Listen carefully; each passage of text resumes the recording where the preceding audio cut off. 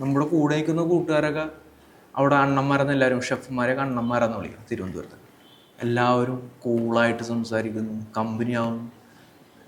ഞങ്ങളെപ്പോലുള്ള 2 പേര് മാത്രം ഇങ്ങനെ പുറകോട്ട് എന്ത് സംസാരിക്കണം, എന്ത് ചെയ്യണമെന്ന് പറയണം. അതൊരു സഭാകമ്പം എന്നൊക്കെ പറയണത് അതൊക്കെ തന്നെയാണ്.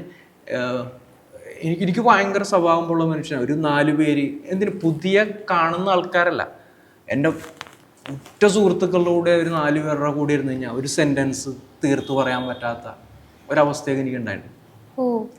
ഒരു തമാശ ആയിക്കോട്ടെ, അത് ചില സമയങ്ങളിൽ ഈ ഹോർമോൺ ചേഞ്ചസ് എന്ന് പറയല്ലേ, അതായത് ഇപ്പോൾ ഒരു വീക്കിലി ചിലപ്പോൾ ഒരു 1-2 ദിവസങ്ങളിൽ നമ്മൾ ഭയങ്കര എനർജറ്റിക് ആയിരിക്കും. അതായത് 10 പേര് വന്നാലും നമുക്ക് സംസാരിക്കാൻ പറ്റും. പക്ഷെ ബാക്കിയുള്ള 5 ദിവസങ്ങളിൽ നമ്മൾ ഭയങ്കരമായിട്ടും ഒരു സെൻറ്റൻസ് നമുക്ക് പറഞ്ഞു തീർക്കാൻ പറ്റില്ല. കാര്യം പറഞ്ഞാൽ പേടിയാണ്.